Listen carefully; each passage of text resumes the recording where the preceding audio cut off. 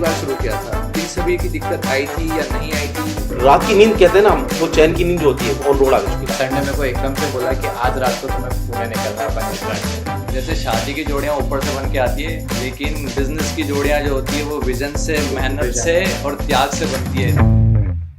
तो sir next question मेरा ये रहेगा, मुझे देखिए सब अभी तक समझ में आ गया। एक चीज़ जो मेरे दिमाग में शुरू से ही पिन कर रही है कि आपने जब शुरू किया तो आपने कहाँ पे गैप ढूंढा, मतलब पूना में जाके कैसे गैप ढूंढा कि यार हमें यही शुरू करना है ना, इसी तरीके की मशीनें ही शुरू करनी है। दूसरा, और भी बहुत सारे लोग हैं जो कि कस्टमाइजेशन तो खैर आप कर ही लेते हैं, पर दूसरे भी करते हैं। जैसे नहीं मुझे कुछ और बनाना है तो मैं आपको बताऊंगा, तो आपको कैसे पता लगा कि दूसरे जो लोग हैं वो बड़े लेवल पे कर रहे हैं, मास लेवल पे? अब आप जैसे कोई प्रोडक्ट निकालो, उसका बहुत बड़े लेवल पे करके हाथों सस्ते में वेरिएंट निकाल सकते हैं। कंपटीशन तो बहुत ज़्यादा है इंडिया में, तो खैर ऐसे ही कॉपी पेस्ट का कल्चर। तो आपने उसको गुप्त तरीके से शुरू करा या आपने तो बम की तरफ उड़ा है और 5 साल में निकाल लिया बिना डरे?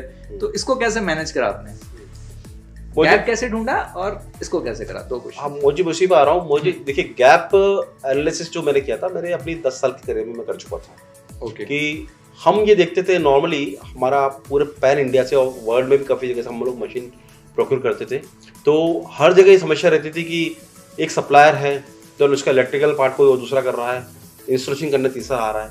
तो we always found a gap कि भाई एक काम को करने के लिए 6 वेंडर लग रहे हैं, और उस 6 मेंबर में होता क्या था कि एक आदमी अपनी असफलता दूसरे पर थोप देता था और दूसरा तीसरे पर थोप देता था।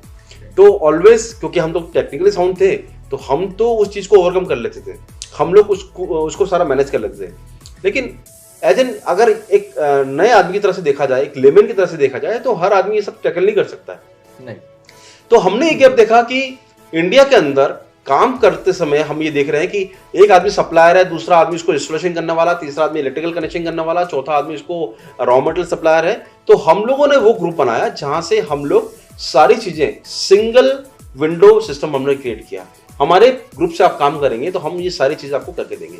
हम लोग आपको मशीनरी सप्लाई भी करेंगे, कस्टमाइज भी करेंगे, उनको बनाने के लिए रॉ मटेरियल जो चाहिए प्रोडक्ट को बनाने के, वो भी आपको प्रोवाइड करवाएंगे या उसके वेंडर आपको प्रोवाइड कराएंगे, और फिनिश प्रोडक्ट को आपको कैसे बेचना है, कैसे प्रेजेंट करना है, किस तरह से पैकिंग करनी है, वो सारी नो हो देंगे।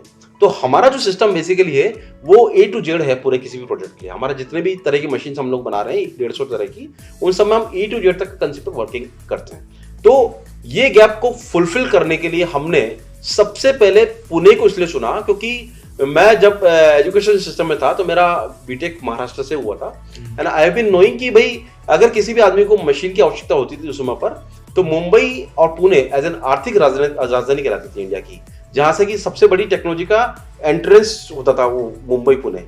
तो ये मुझे पता था कि पुणे और मुंबई जो है वहां पर हर आदमी विजिट करना चाहता है मशीनरीज के लिए।